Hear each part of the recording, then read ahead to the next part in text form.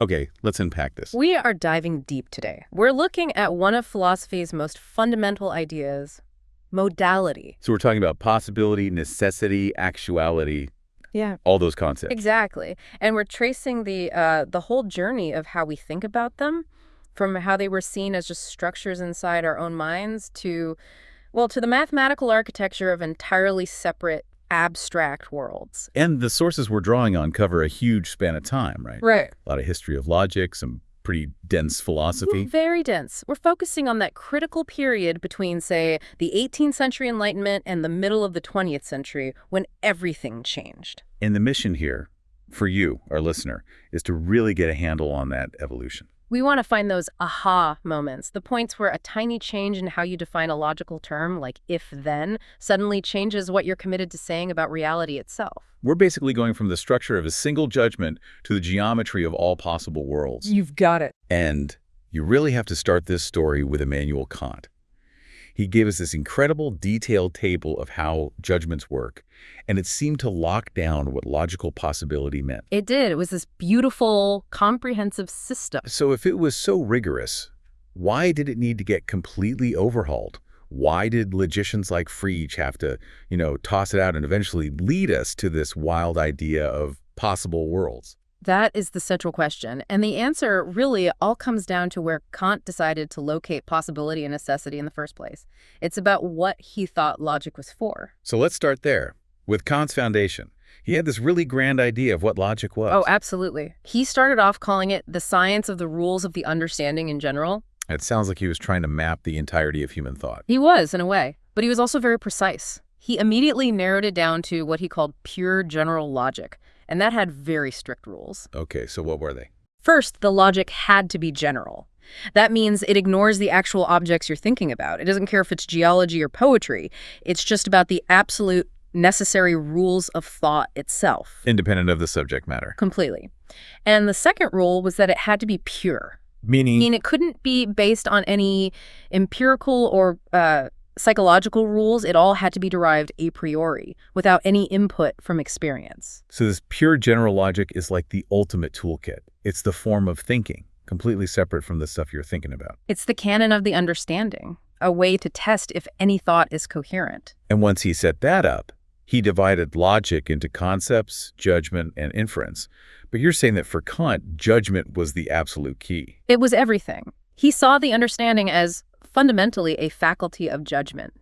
Every single thing the intellect does, forming a concept, drawing a conclusion, could be reduced to an act of judgment. So if you can map out the structure of judgment, you essentially map the human understanding. That's the idea. And that focus is what gives us his famous table of judgments. Right. He breaks every judgment down into two parts. The matter, which is just the two things being connected, the subject and the predicate. Yeah. And then the form, which is the copula, the ease that connects them.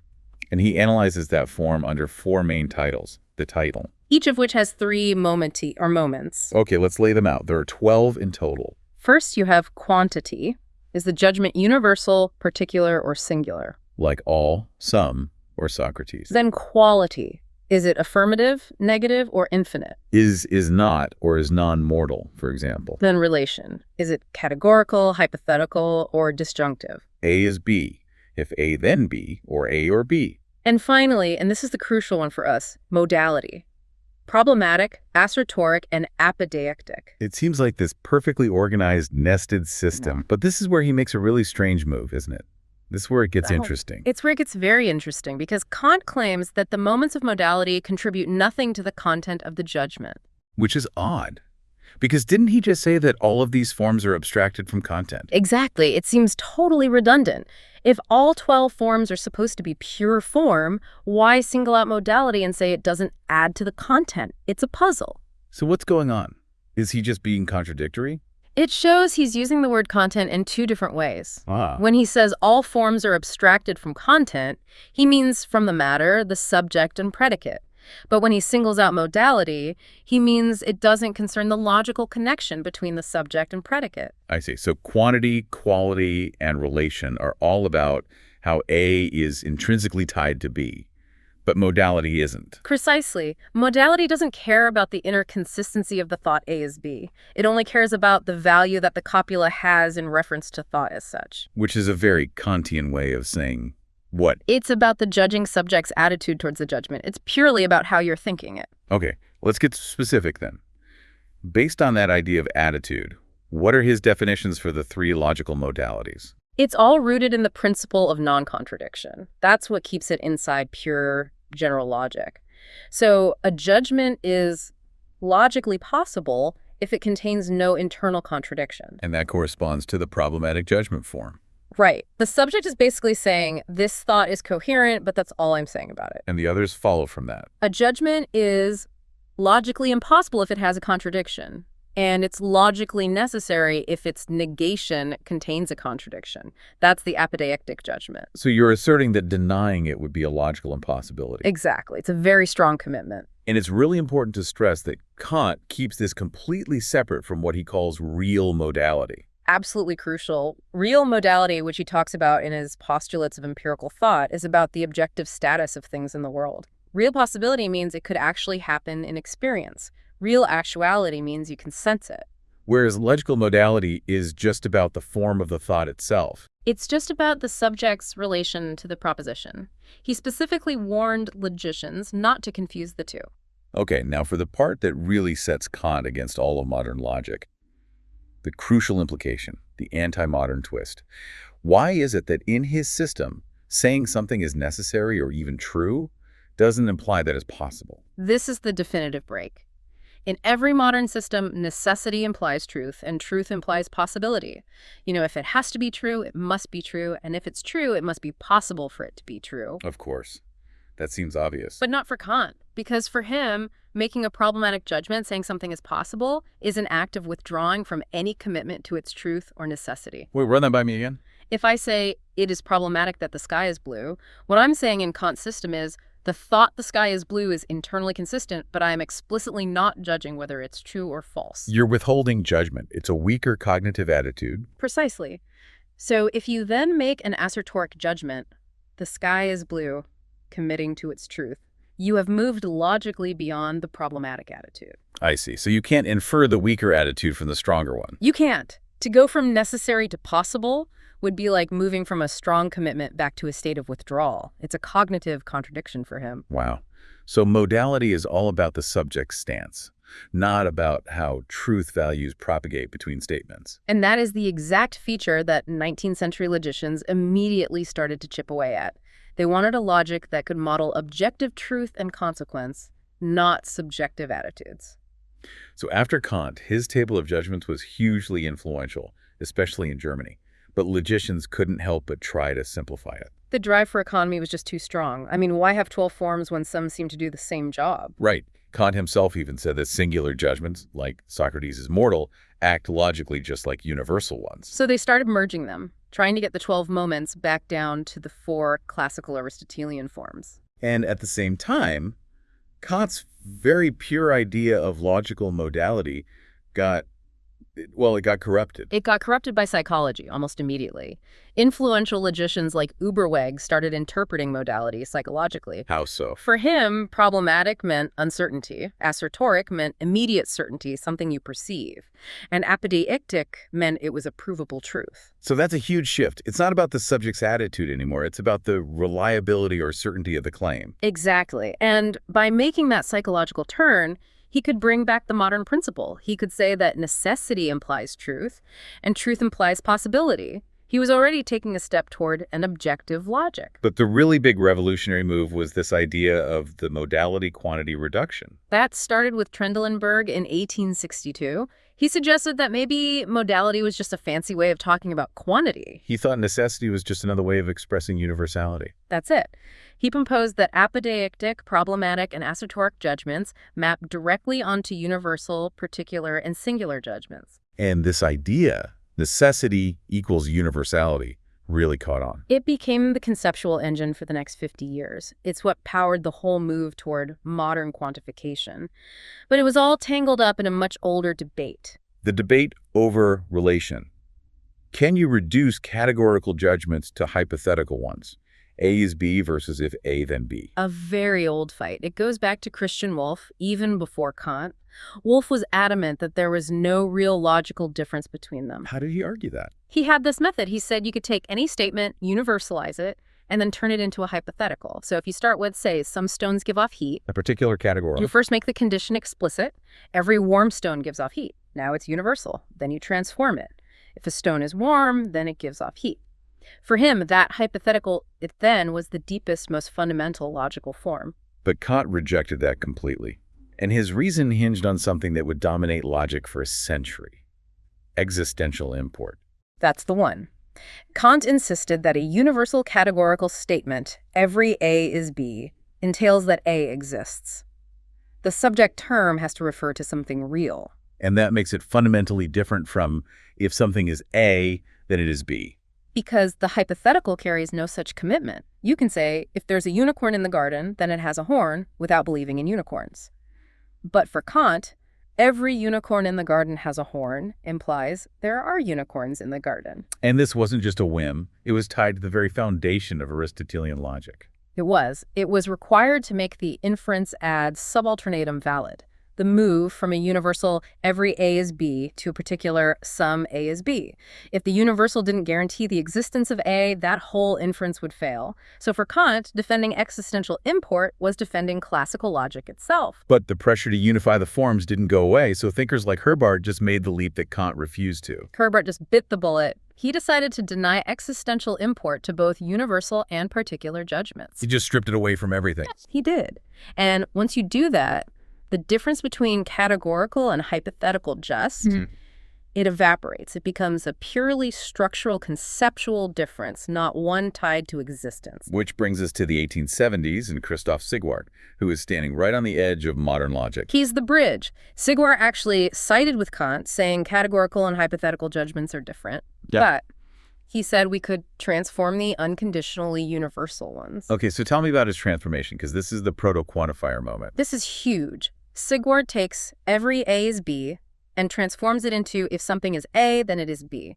And he's very explicit about what something means. What does it mean? He says it's an indefinite common subject, a placeholder, and then he directly compares it to the variables used in geometry and algebra.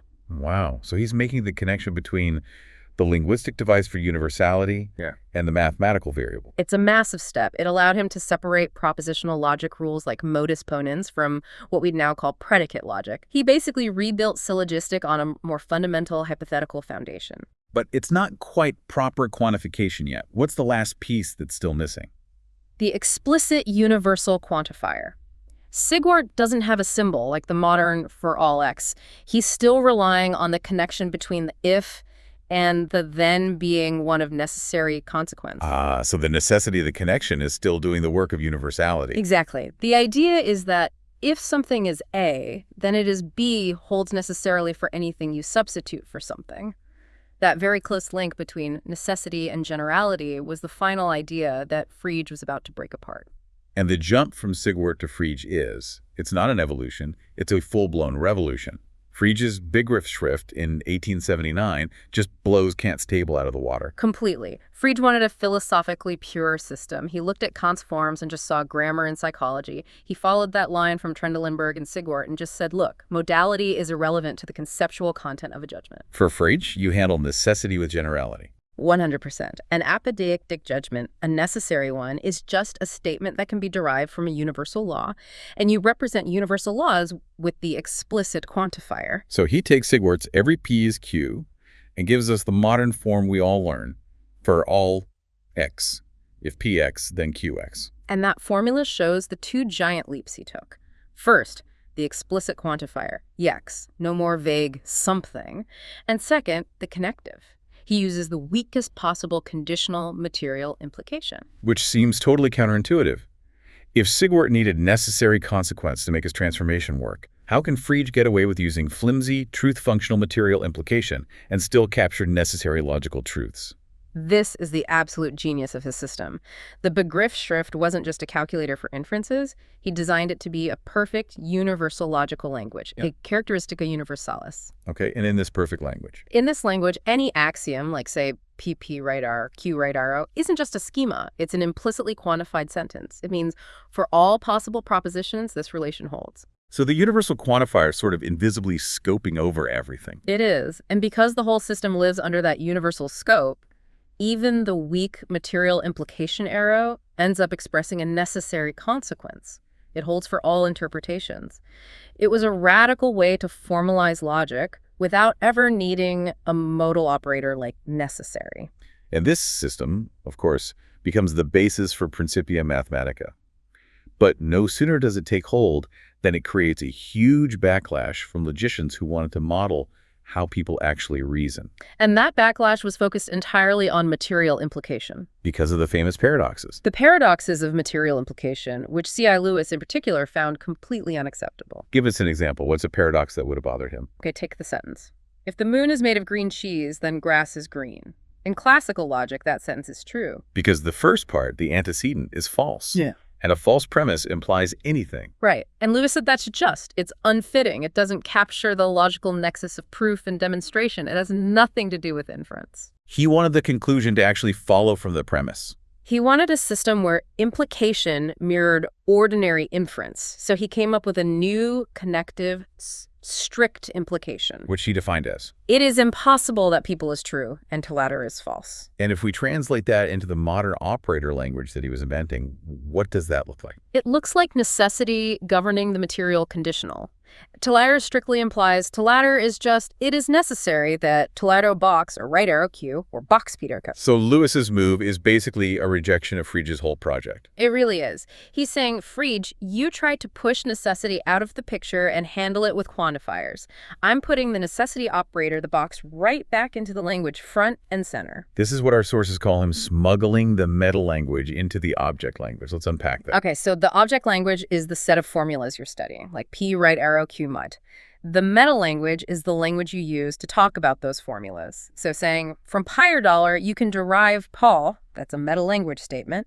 So Lewis wanted to take that idea of derivation or consequence and make it a symbol inside the formal language itself. He did. Later logicians saw this as a kind of confusion, but from the perspective of an ordinary speaker, it's completely natural. We don't really separate P implies Q from, it follows from P that Q. And the result of this move was huge. Momentous. By creating the necessity operator, de mox zater, as a symbol you can put anywhere in a sentence, he blew open the doors to the whole field of intersentential modal formulas. You could now analyze things like diamond P pedo, diamond PT, or even weirder stuff like P right arrow box, PP right arrow Q. The birth of the operator meant the birth of modern modal logic. And Lewis's work led directly to those proof-theoretic systems, S1 through S5. They were all just based on axioms and rules for his new strict implication. Right, but they created this jungle of possible ways to combine modal operators. So people like Becker came along and said, we need reduction axioms to simplify this, and that's what gives us the cleaner systems like S4 and especially S5. S5 became the favorite because it's so simple. It collapses all the modalities down to just a handful of distinct forms. And then Gödel helped simplify things even more in the 30s by redefining these systems as just extensions of plain old classical logic. That gives us the family of normal modal logics. The most basic of which is logic K. Right. K is your baseline. It's got all the classical tautologies. It's closed under modus ponens.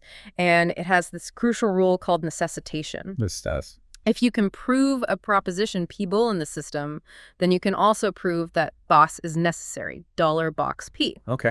And it has the one foundational axiom, the K axiom, box P right arrow, Q right arrow, box P right arrow. Basically, necessity distributes over implication. And then you build the other systems on top of K by adding more axioms. Yeah. The logic T is K plus the T axiom. Which is dollar pokes right arrow PAT. That's the one that captures our modern intuition. Yeah. If something is necessary, it has to be true. And S5 is usually T plus the 5 axiom. Diamond P, right arrow, box, diamond P. If something is possible, then it is necessarily possible. It's a very strong, very clean system. But this is all still just symbol manipulation. The real conceptual breakthrough is giving these symbols meaning. Yeah. And that comes from this very old intuition that things could have been different. Exactly. The idea goes way back. Leibniz was famous for using the idea of alternative possible universes, but it was Carnap in the 1940s who first tried to formalize it with his state descriptions. But the real power comes from the possible world semantics developed by Kripke and Hintika. This is what grounded it all in a rigorous, almost geometric model. The model, Lange-Dollar, is just a triplet of three things: a set of worlds, a relation between them, and evaluation. So one gully is Langle WR Fearangle Guller. Dollars is your set of possible worlds. Weimelday tells you what's true in each world. But the real genius is R. R, the accessibility relation. It's the map. It tells you from any given world which other worlds are considered possible alternatives. So if world 1 can see world 2, then world 2 is a possible future, or alternative from the perspective of world 1. That is the key. Because the truth of a necessary statement is defined entirely by that map. A proposition $2 is necessary in world $. Or Oxiemi is true in $2 all. If and only if $2 is true in every single world, that dollars has access to via the R relation. That's the aha moment. Necessity isn't some deep property of a statement anymore. It's a structural property of the landscape of possibilities. And once you define it that way, you can connect the abstract axioms of the logic back to concrete properties of that landscape. This is correspondence theory. Let's walk through that. The T axiom, D off Sam P right arrow P10. If it's necessary, it's true here and now. That axiom is only going to be valid in a model if the accessibility relation R is reflexive. Meaning every world can see itself. Right. If every world has access to itself, then if $P is true in all accessible worlds, it must be true in the current world because the current world is on that list. The axiom corresponds perfectly to a simple structural rule. And what about S5? What does this characteristic axiom correspond to? S5 needs R to be reflexive and also Euclidean. The Euclidean property basically says that if a world Seilers can see two other worlds, Yellers, then Annealis can see each other. In plain English, what does that mean for how possibility works? It means the system of alternatives is totally flat. All the possible worlds are accessible to each other. There are no sort of levels of possibility.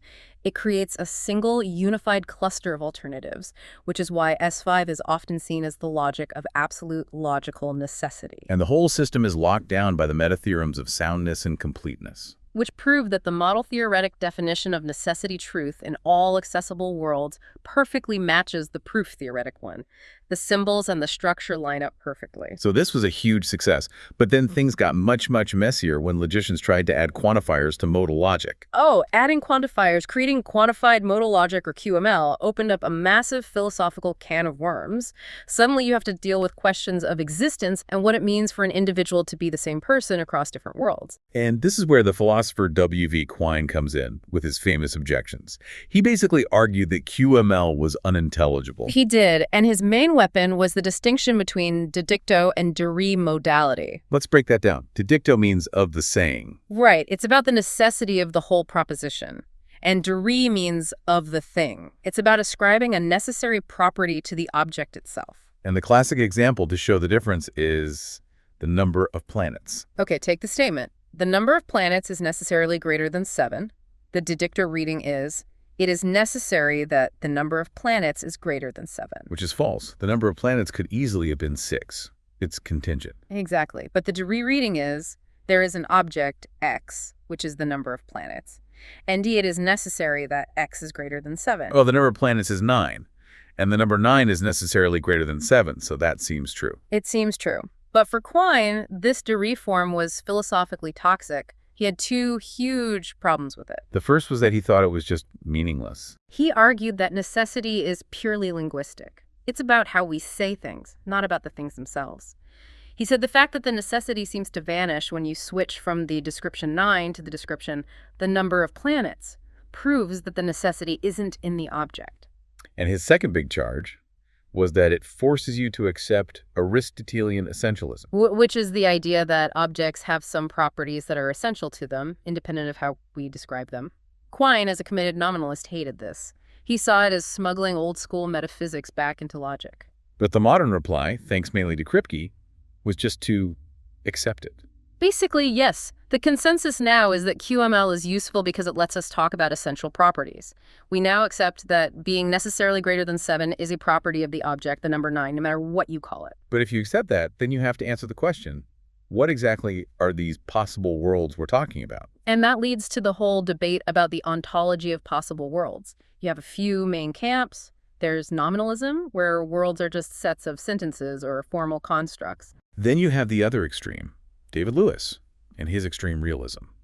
Lewis argued that other possible worlds are just as real and concrete as our own. They're just causally disconnected from us. It's a clean semantic theory, but it comes with a, shall we say, a massive ontological price tag. An infinite number of real universes. Right, which is why most people land in the middle, in some form of conceptualism or moderate realism, like Kripke. Where worlds are seen as abstract possibilities, like ways the world could have been. Exactly. Blueprints for reality, not parallel realities themselves. But however you view them, the technical choice you make about the individuals in these worlds creates the central conflict in QML, the actualism versus possibilism debate.